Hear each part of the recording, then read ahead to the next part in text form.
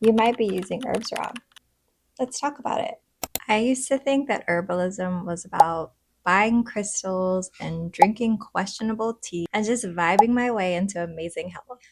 But it's deeper than that. So, if you're sipping on chamomile tea thinking it's going to heal all of your trauma, or you have a Pinterest board labeled herb magic but zero results, welcome, because today we are going to talk about it. Let me guess, you Googled best herb for stress. Now you've ordered 6 ounces of ashwagandha off of Etsy.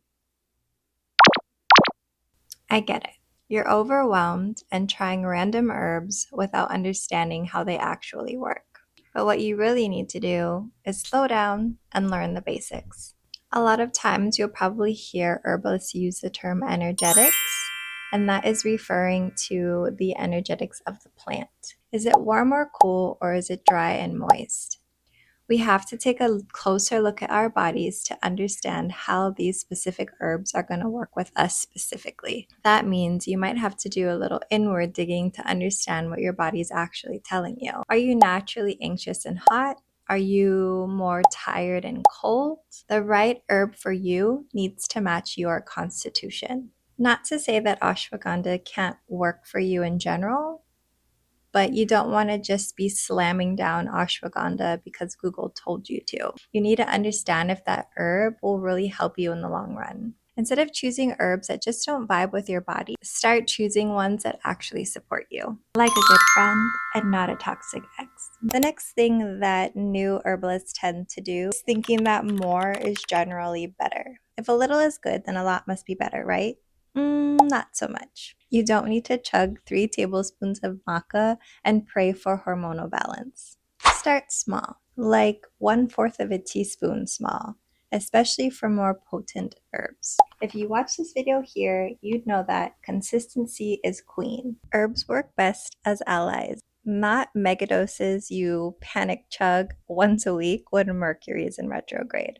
So if you're taking your herbs like this, we need to slow down.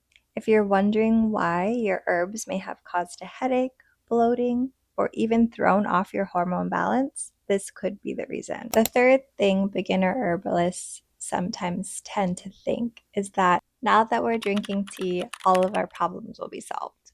But why would they not, right? I love a good tea moment, and bonus points if the mug is huge. But listen, tea is gentle, like wrap you in a warm hug gentle, not fix all your emotional damage at one time kind of gentle. Like the next guy, we're expecting tea to heal our chronic issues overnight, when in fact tea is used for acute day-to-day support.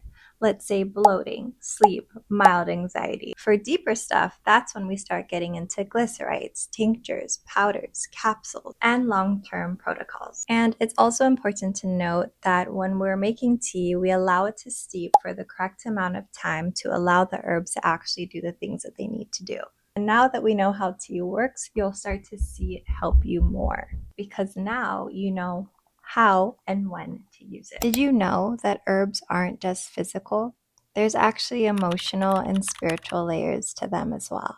Herbs aren't just about the body, they can actually help support your energy too. Rose isn't just for skincare, she's actually a heart healer.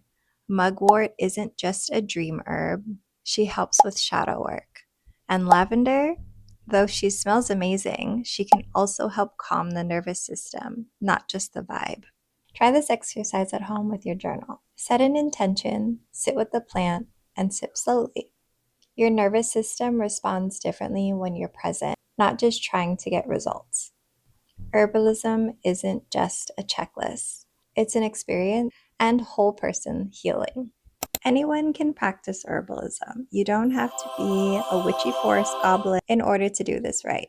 You don't need a homestead or a full moon ritual. Herbalism is for everyone. Your kitchen is a pharmacy on its own, and your tea drawer is a vibe. I just know it. All you're going to do is pick 1 to 2 herbs, learn their personalities, and work with them consistently.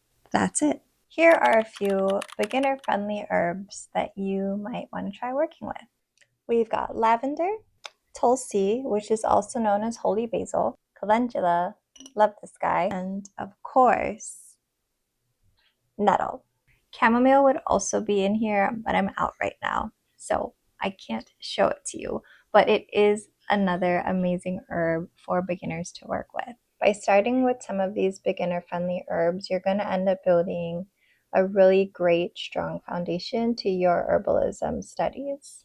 So yeah, if you've been using herbs wrong, it's okay. But now you've got the tea and you've got the tools. Listen to your body, honor the herbs, and for the love of sage, don't bulk order a bunch of different herbs that you've never even heard of before. If you like this video, hit that like button as if you found your new herbal bestie.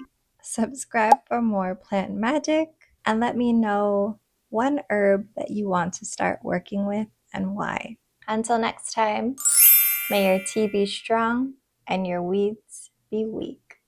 Bye.